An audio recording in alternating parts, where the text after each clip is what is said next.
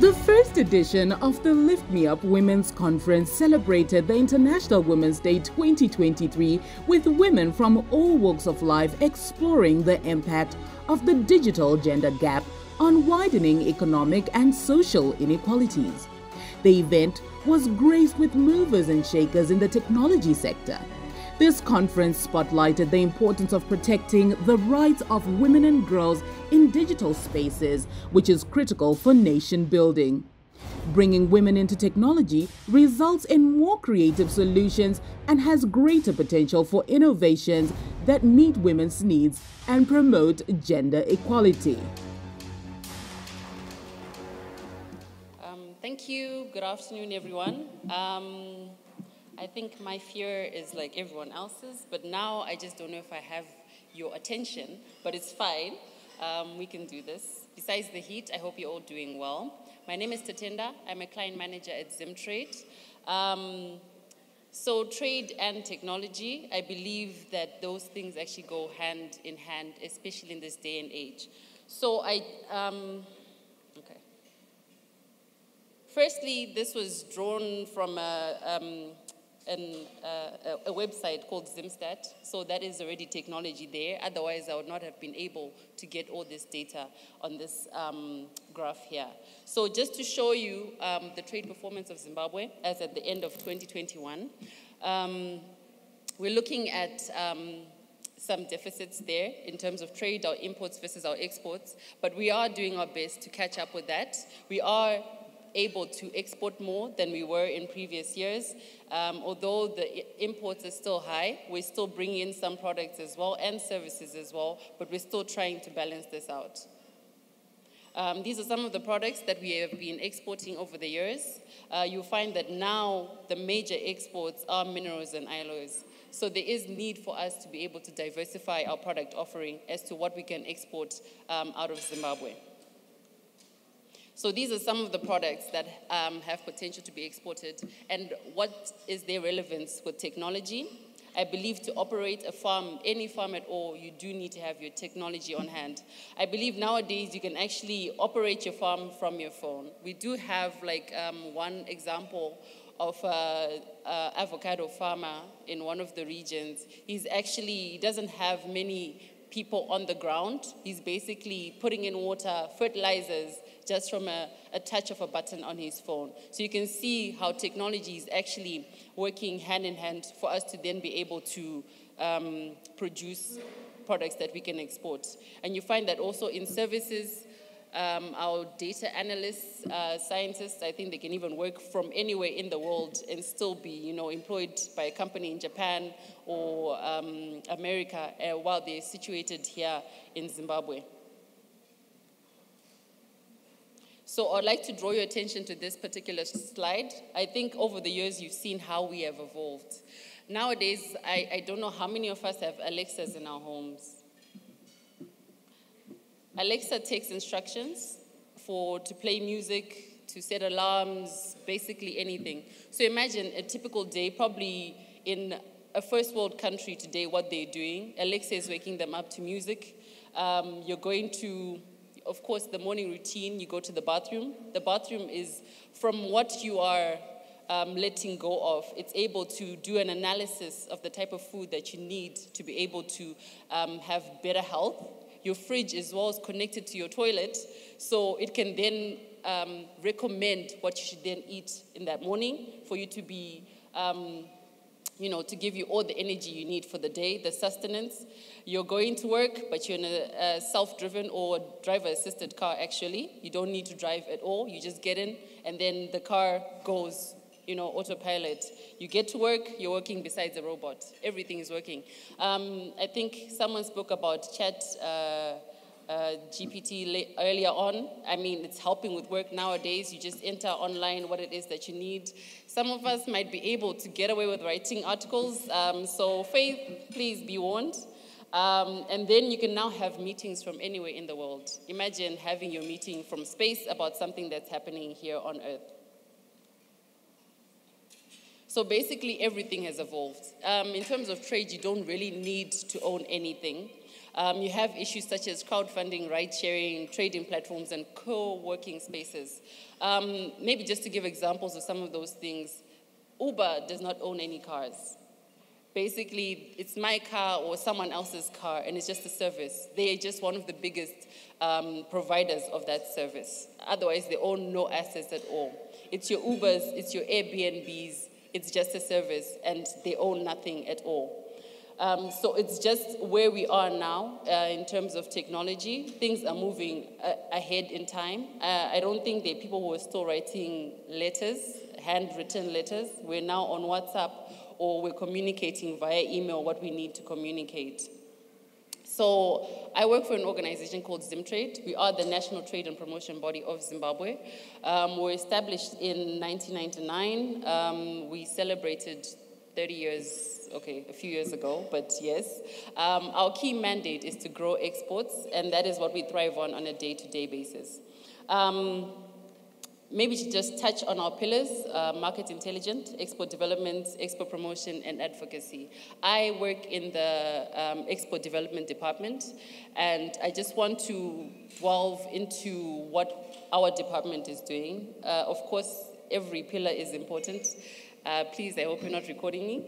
But market intelligence, let me start with market intelligence then. Market intelligence, basically we're collecting information from different markets and we're sharing it with potential exporters to help them be able to create products that will be suitable for certain markets. Export promotion, it's mainly to do with promotional activities that we can do to promote our products and services outside of Zimbabwe. And then lobbying and advocacy has to do with if there are any issues that are deterring exporting of products and services, we'll be able to assist lobbying with the government. So export development, we have this very exciting program called the Next Year Exporter. We launched it last year. It's mainly for female entrepreneurs. We're actually closing the program on the 31st of March, and then we're going to launch the second edition of this program. I would like to take this opportunity to also invite ladies in the entrepreneurial space to come through to the event and then possibly even join the program for the following edition. But this program really is just to empower our ladies, give them the information, the skills, the knowledge that they need to be able to run their enterprises on a day-to-day basis, and then to be able to produce their products and services for exporting.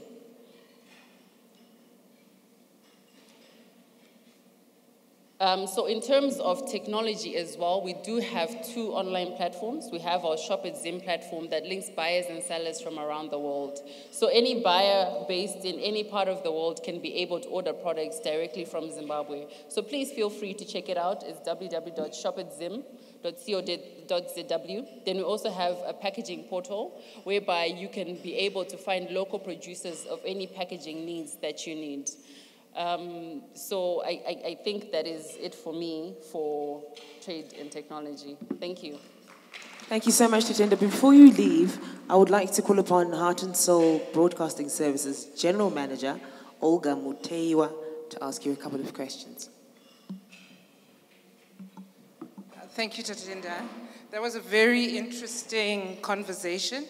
I just have 2 questions.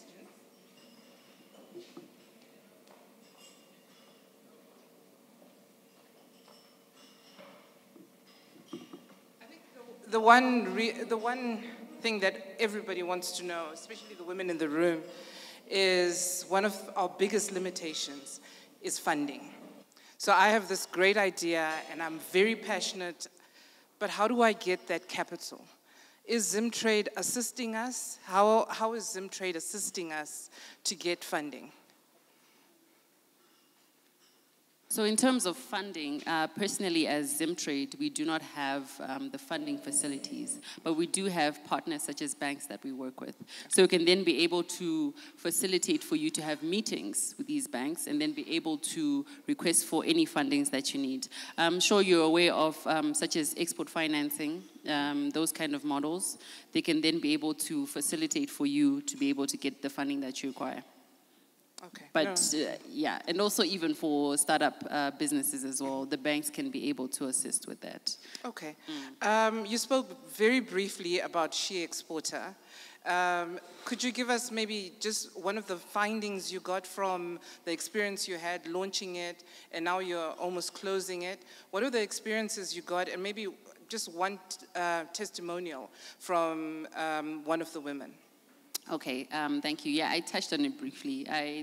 It was my idea of having you guys, invoke that interest that you'd attend the event. I'm interested.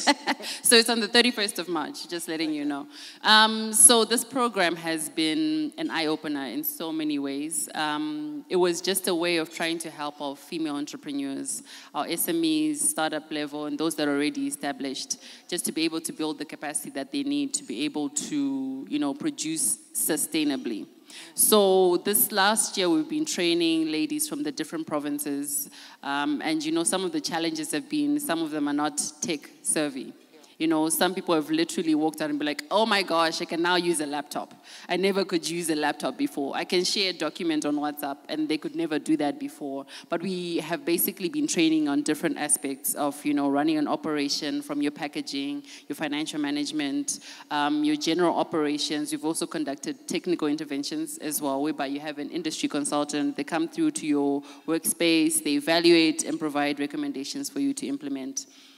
We've also been lucky to have mentors, the likes of Dr. Nlukula, Tinom Shapaidze, Tembi Mloi, that have come through and have assisted these women in such a beautiful way. The enterprises have grown. And, you kind of smile. You're like, wow, this is where they are now from where they were before. But it's been very insightful. And sometimes it can be, I don't want to lie, there are pros and cons. Sometimes it can be discouraging because you have those one or two women that can be a bit rebellious and you're like, you know what, I don't even know why I'm doing this program. You're like, but look, we're trying to help each other here. So maybe I just want to encourage women that once you start something, you just have to follow through. And that has always been something about women I've always admired, that we're resilient. We'll follow through, we'll carry on, we'll finish what we start. So, yeah, let's do this, Yeah, that's such a beautiful story. Could you tell us again, where do we find you if we are interested to being the next she exporter? Where are the details? Where do we go? Okay, so we do have a trade information portal, tradezimbabwe.com. Our offices are in Avondale, 1887 in Njoma.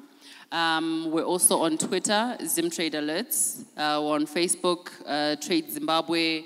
I can share my personal number or my email if people are interested, because I would need you to register. We are having a high tea, as I said, just to close off the program and to launch the new one. And I would be very keen on some of the ladies here attending, especially if they are interested in actually taking their businesses to the next level for the next year. Lovely. Yes. Okay, just one last question. I know I said two. You had a slide where you showed the spread, and it seems to have narrowed a little bit in 2021. So are there opportunities? Are we able to bring back the spread so there are more opportunities, so we're not all just selling avocados, or what are the opportunities? So one of the biggest opportunities, I think especially after the pandemic, has been value addition. We don't want to export a product that is still in its raw form. We need to value add. Let's package it. Let's create something new. Let's create a seasoning or a juice, or, that's another way of actually increasing our exports by diversifying our product offering. So if we can have more products to offer out there, if we know what is out there, we can then be able to increase our exports. Lovely. Are there any questions? Any questions for Tatenda? Okay, thank you. Thank you so much, Tatenda. Oh, there is. There we go.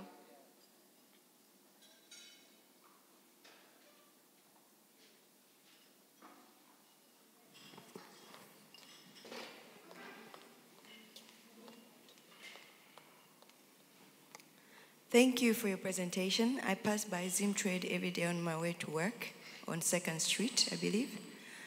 What are the requirements for one to apply? Okay, so your business needs to be registered. And can a foreigner apply? A foreigner. Okay, are you trading here? Are you operating in Zimbabwe? Does your product or service have any linkages with Zimbabwe? Not yet, but I could be one of your new clients. Okay, so what happens is that with this program, we're looking for people that are like on the ground so that we can then be able to do an assessment and, you know, provide the necessary recommendations. If it's now based in another country, of course, it might be online. And what we're also doing is that we are having trainings. So those ones are actual physical trainings. So would need you to be able to participate in that. But the business just needs to be registered in Zimbabwe. It needs to have some type of potential to be exportable or that it can actually run in the long run. So just general needs. Any other questions? There we go.